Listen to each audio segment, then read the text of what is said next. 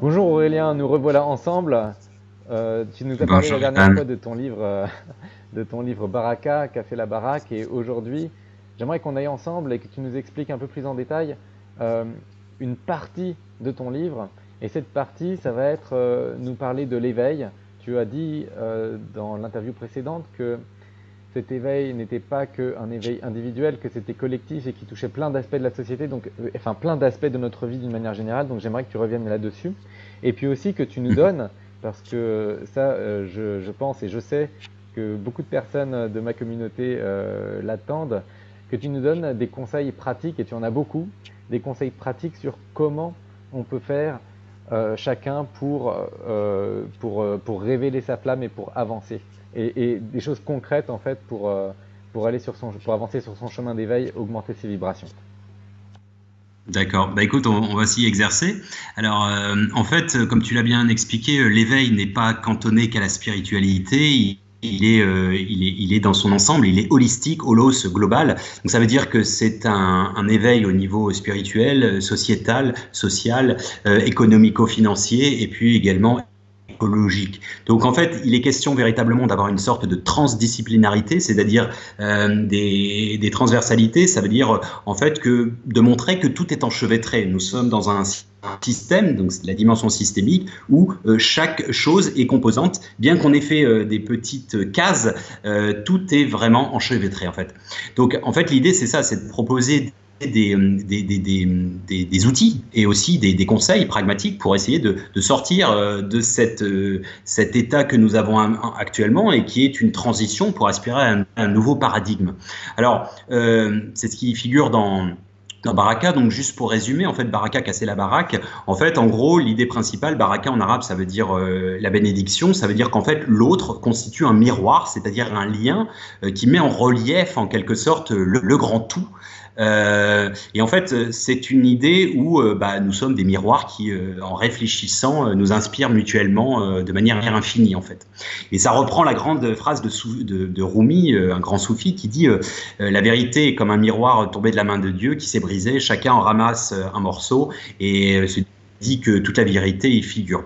Alors, juste en préface, et ensuite on viendra sur les différents qui ne sont pas exhaustifs, mais différents conseils pour élever ces vibrations.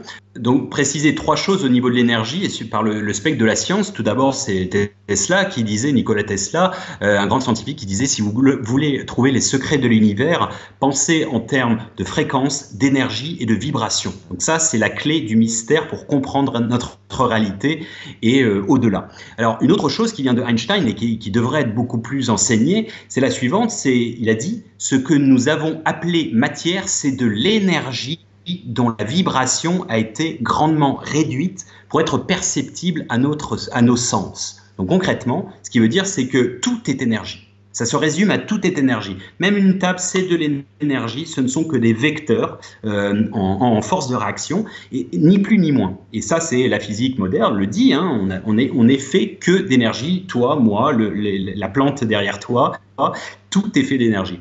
Alors, une autre phrase, et ensuite je viendrai sur les points, les conseils, il a dit une chose très très importante.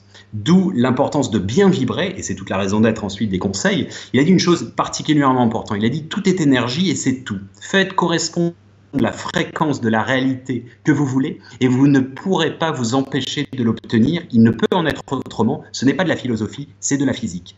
D'accord? Donc il a dit faites correspondre la fréquence de la réalité que vous voulez et vous ne pourrez pas ne pas l'obtenir. Donc on en vient à nos conseils. Donc, dans un premier temps, c'est se reconnecter, se relier intérieurement, le travail sur soi-même. Et de deux, ce sera de se reconnecter à l'extérieur, parce qu'on va se rendre compte que l'intérieur et l'extérieur, ce qui est en haut et comme ce qui est en bas, comme dit l'hermétisme, c'est lié en fait. C'est un ensemble, c'est un grand tout. Alors, si on commence, et c'est ce que je viens de dire, c'est extrêmement important. Le premier conseil, qui fait partie des piliers, il y a 5 premiers piliers, c'est d'avoir un esprit positif. Pourquoi? Parce que nous sommes énergie et nous vibrons. Le magnétisme, magnète en anglais, ça veut dire des aimants. On attire ce que l'on pense. Vous êtes ce que vous vibrez. Donc on attire dans la vie uniquement ça. Donc c'est une sorte de gymnastique, c'est extrêmement important. Dès que vous avez une idée noire, une manière un petit peu à juger les autres, à être un peu aigri, etc., d'esprit négatif. Donc ça, c'est la première idée. La deuxième, c'est la gratitude. La gratitude, qu'est-ce que c'est? C'est d'être reconnaissant. Pourquoi? Parce que ça pourrait toujours être pire. Le bonheur consiste pas à obtenir ce que l'on veut, mais d'être satisfait avec ce que l'on a. Remercier permet des hautes vibrations. Donc ça, c'est super important. D'être dans la gratitude, bon nombre de fois dans la journée, merci. C'est pour ça que vous avez les prières avant de manger, etc. Enfin, dans le passé, plus que maintenant. Mais c'est extrêmement important et ça élève vos vibrations. Le troisième, c'est la gestion de la pensée. Qu'est-ce que ça veut dire? Ça veut dire, en fait, c'est de se forcer à ne pas être pensé, mais à penser activement. Dans le sens de mindfulness, la pleine conscience. Ça veut dire quoi? Ça veut dire que vous êtes absorbé par ce que vous faites. Vous n'êtes pas en train de couper les carottes ou les radis et en train de penser à la réunion que vous allez avoir l'après-midi ou je sais pas, ou le coup avec les copains que vous avez eu la veille. En fait, vous êtes pleinement investi dans ce que vous faites, dans la puissance de l'instant présent, qui est véritablement quelque chose de magique quand on sait le mettre en pratique. C'est quelque chose qui, malheureusement, on est de plus en plus en pilote automatique. Combien de fois ça vous arrive? Est-ce que j'ai rangé?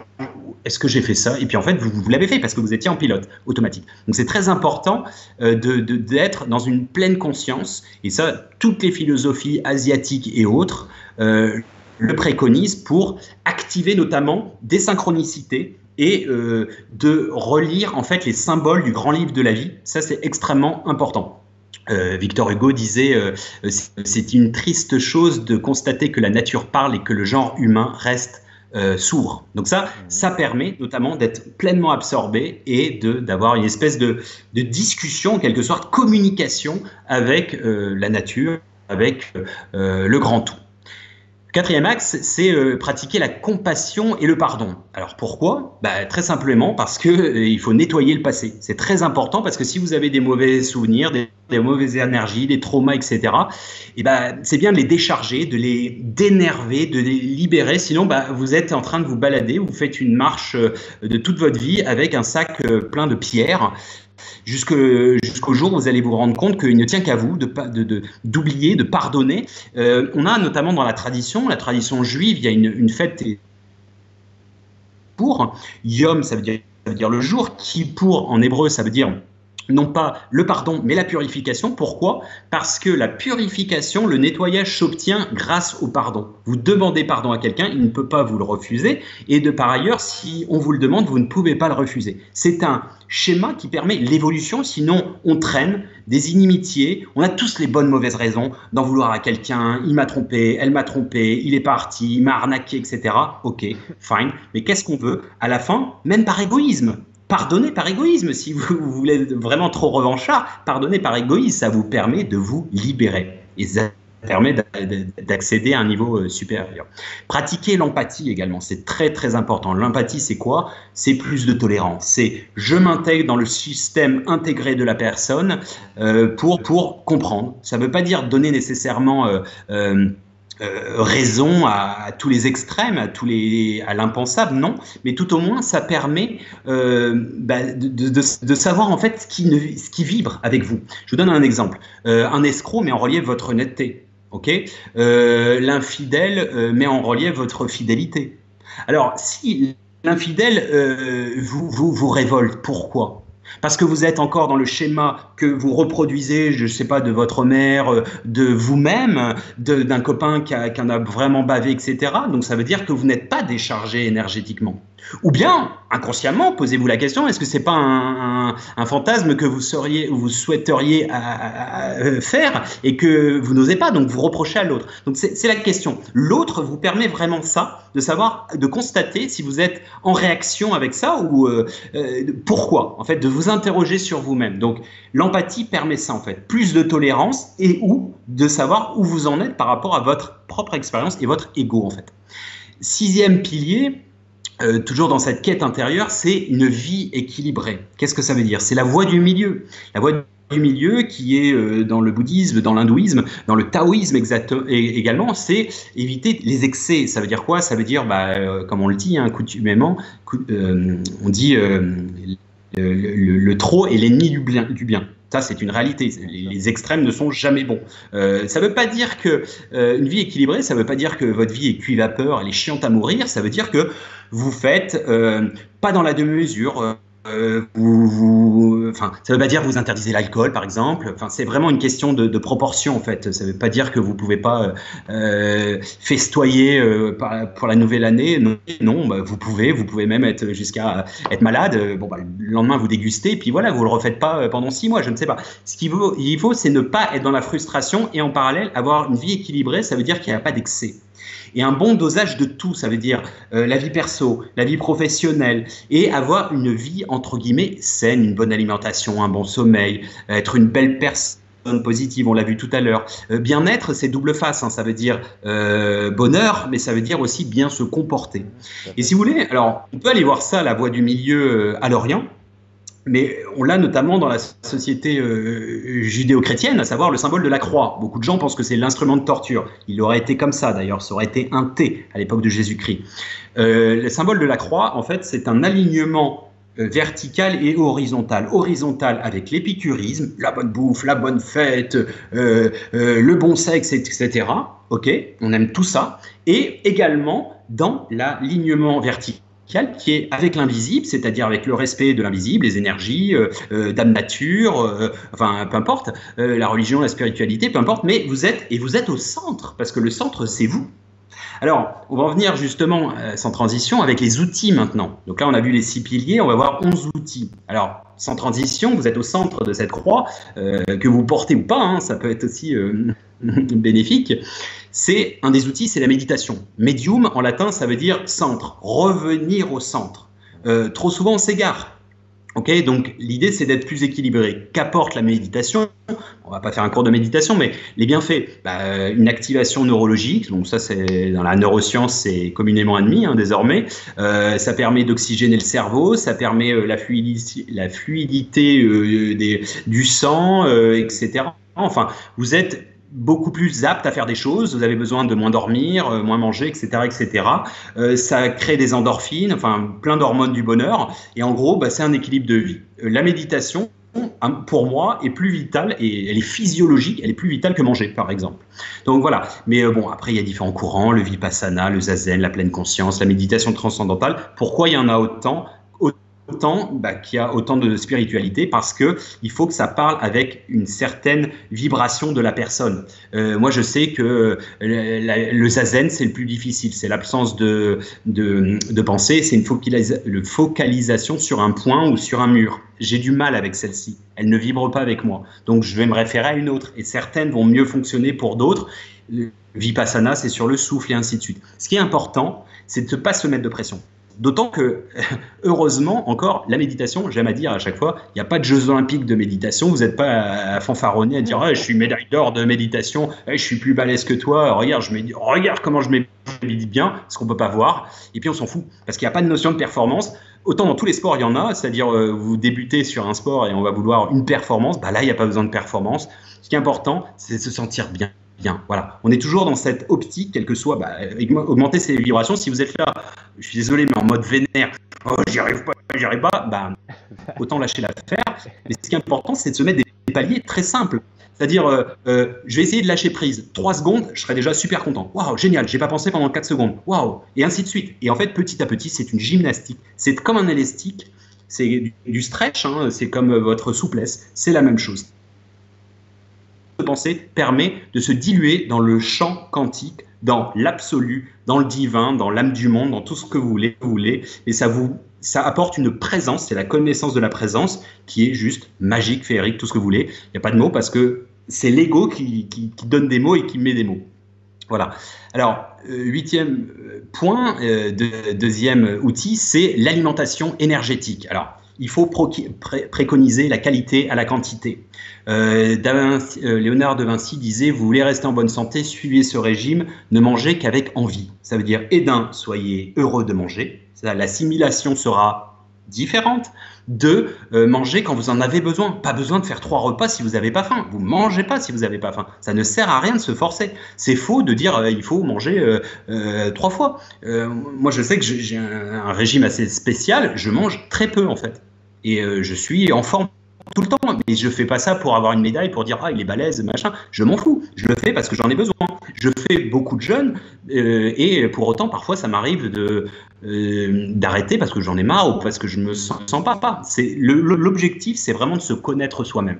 Alors, l'alimentation énergétique, légumes et fruits, pourquoi? Simple, c'est riche en fibres, donc ça permet de bien aller à la selle, etc., nettoyer toute l'histoire. Les nutriments, c'est les apports nutritionnels. Véritablement. Les enzymes, c'est quoi? C'est pour nettoyer votre corps, très simple.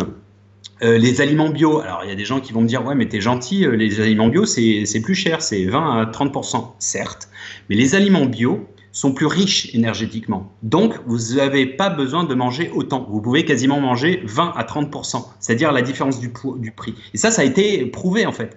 Donc des aliments frais. Les aliments frais, le cru, quand vous n'avez pas de cuisson, ou tout au moins, comme le recommande la dimension ayurvédique chez les hindous, en dessous de 43 degrés, ça ne casse pas la molécule des nutriments. Donc c'est plus riche. Mais en fait, il faut surtout manger varié.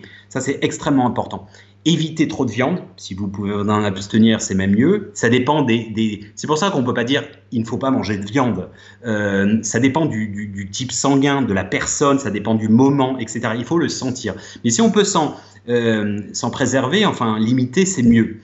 Notamment la viande rouge. Si on peut limiter à 1 à 2 fois, c'est beaucoup mieux. Et même si vous adorez la viande rouge, préconisez d'en manger moins, mais mieux, c'est-à-dire chez le fermier, pas dans un abattoir dégueulasse, dans le non-respect total de la bête. Tu connais le chamanisme, hein. Moi j'ai fait je suis végétarien, mais les chamans expliquent, j'ai fait des quêtes initiatiques en Mongolie, ils expliquent qu'ils parlent à l'âme de la bête pour expliquer, voilà, je vais te manger, mais c'est un processus naturel, et c'est pas un truc où je te bute et dans des conditions abominables. Non, c'est le respect de la vie. Donc si les gens ont besoin de manger de viande, autant qu'ils le fassent dans un cadre respectueux, halal, kasher, peu importe, ce qu'ils souhaitent, et tout au moins dans le respect de la nature et de la vie. Éviter les produits raffinés, pourquoi? Parce que c'est des produits artificiels, c'est industriel et la plupart du temps c'est bourré de sucre. Sucre raffiné égale poison. On fait une lutte contre le terrorisme très très bien. Le sucre tue 10 millions d'individus par an. D'accord? Donc, comparé au terrorisme, il faudrait peut-être qu'on fasse un petit peu plus attention à nous, à notre santé, etc. Donc ça, c'est super important. 9e point, c'est bouger votre corps. Qu'est-ce que ça veut dire? Faire un peu de sport. Ça ne veut pas dire faites un marathon tous les jours, mais au moins 5 minutes. Vous faites un petit peu de... En fait, on ne devient pas vieux du jour au lendemain en se levant, hein. On devient vieux chaque jour parce qu'on n'a pas fait marcher la mécanique. Moi, quand je vois en Chine, j'ai vécu plus de 10 ans, quand je vois les vieux faire du tai chi ou lever la patte quand ils ont 90 ans, ils l'ont fait chaque jour. Donc du coup, ça remarche. Et eux, qu'est-ce qu'ils font? Le tai chi, le qigong, que je pratique également. Le qi, en chinois, qi, ça veut dire énergie. Ils font circuler l'énergie. La maladie, c'est en fait c'est un manque de circulation des énergies. C'est pour ça que c'est comparable à l'eau stagnante dans la rivière, enfin ça pue la vase. C'est le même principe. Si vous ne faites pas circuler vos énergies, vous avez plus tendance à développer des maladies. Donc faites bouger votre corps, c'est extrêmement important. Je rappelle juste que Hippocrate a quand même dit, le patron des médecins, il a dit les forces de la nature en nous sont les véritables guérisseurs des maladies, hein. Donc je pense qu'il a quand même un peu tout dit. Des massages, alors massage ça ne veut pas dire nécessairement aller dans le salon de massage, ça veut dire si vous n'avez pas de compagne ou de compagnon, massez-vous vous-même, faites de la réflexologie. Vous allez me dire si je ne sais pas comment faire, apprenez, il y a des bouquins, il y a des cours, des tutos, etc. qui sont gratuits, c'est toujours possible. Et les massages, c'est extrêmement important. C'est pareil, c'est toujours dans ce souci de fluidifier la circulation des énergies au sein du corps.